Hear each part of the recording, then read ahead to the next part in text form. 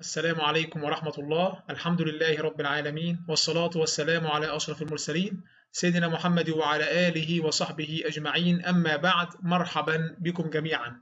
ستيفن هوكينج عالم الفيزياء النظرية، على الرغم من أنه لم يحصل على جائزة نوبل، إلا أنه بالفعل كان مجتهد في تخصصه. لكن مشكلة هوكينج أنه كان دائما ما يتكلم في غير فنه، يتكلم في غير تخصصه، فيأتي بالعجائب. اشتهر هوكينج أنه كثير التملق للملاحدة من بدايات مسيرته العلمية. وضع مع هارتل ما يعرف بهارتل هوكينج ستيت. افترض هوكينج في هذه الفرضية الزمن التخيلي بالسالب، سالب ساعة، سالب ساعتين، سالب سنة، سالب قرن. طبعا هذه الخيالات كانت مدعاة للسخرية من هذه الفرضية في الأوساط العلمية. طبعا العلماء ردوا عليه، ومنهم هربرت دينجل رئيس الجمعية الملكية الفلكية بإنجلترا، وقال: لا يوجد شيء يسمى زمن تخيلي بالسالب، مفيش حاجة اسمها سالب ساعة ولا سالب قرن. الزمن التخيلي بالسالب ليس كمية فيزيائية، وبالتالي ليس له أي وجود فيزيائي. فالجذر السالب في هارتل هوكينج ستيت ليس إلا خيال علمي. بعد ذلك بزمن، وتحديدا في 2010، نشر هوكينج كتابه الأخير The Grand Design. الكتاب يقول هوكينج في مقدمته أن الفلسفة قد ماتت، مفيش حاجة اسمها فلسفة. وإذا بالكتاب كله عبارة عن فلسفة، الكتاب مشحون بالفلسفة.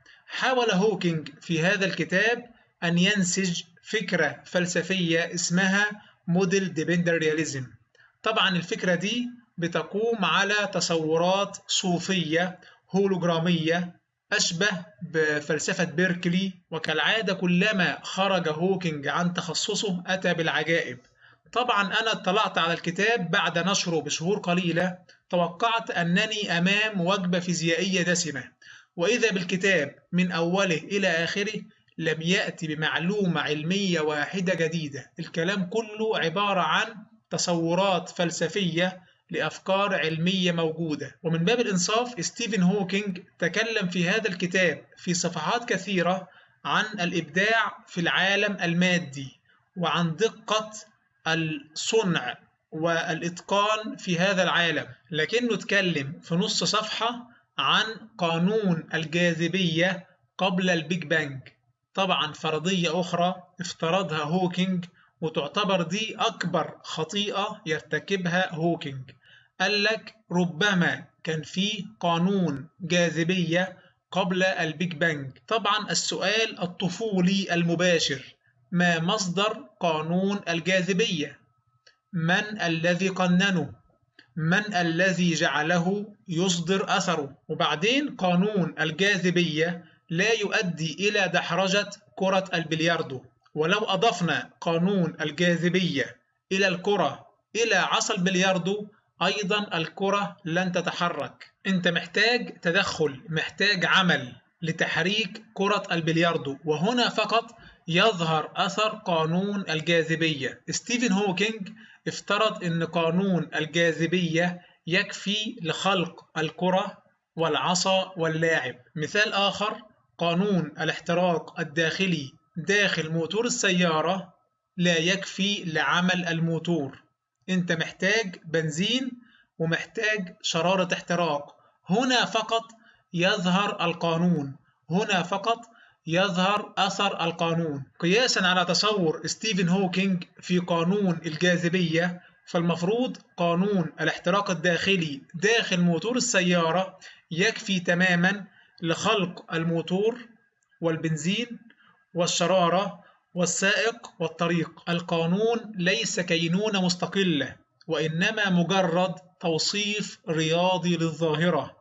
القانون لا يظهر إلا مترادفا مع الظاهرة. كليف لويس وهو مفكر أيرلندي كان ملحدا يقول: قانون الجمع في الرياضيات يعرفك المبلغ اللي معاك في البنك، 1000 زائد 1000 بيساوي 2000، قانون الجمع في الرياضيات لا يعطيك أموال إضافية، القانون لا ينتج رصيد من تلقاء ذاته. فستيفن هوكينج لما بيتكلم في غير تخصصه أو بيحاول أن يتملق للملاحدة يأتي دائما بالغرائب والعجائب. لكن بعيدا عن هذه السقطات من هوكينج، هل جهود هوكينج العلمية تجعله من أهل الجنة؟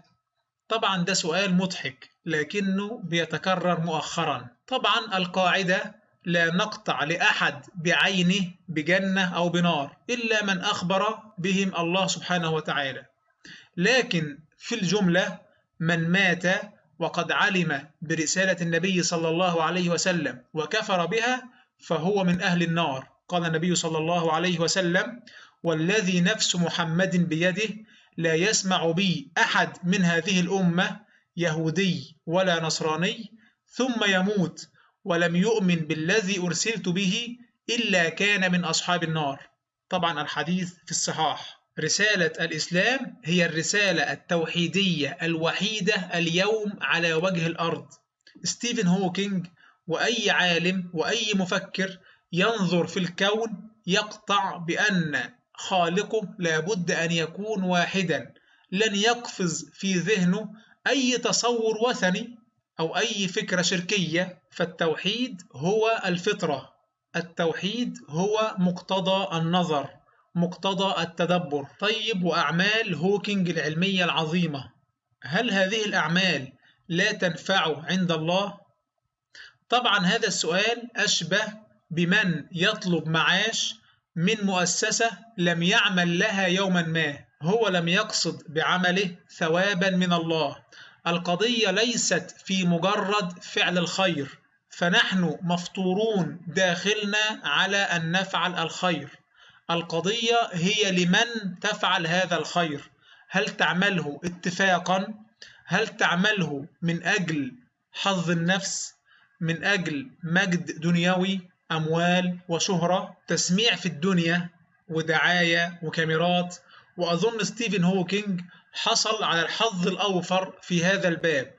أم أنك تفعل الخير من أجل الله سبحانه وتعالى رجاء لثوابه ورضا بعبوديته؟ أظن ستيفن هوكينج يعلم الآن تماما لمن كان يعمل، وأظن كل واحد منا يعلم تماما إجابة هذا السؤال. نسأل الله عز وجل أن يصلح أعمالنا وأن يعفو عنا وعنكم، والسلام عليكم ورحمة الله.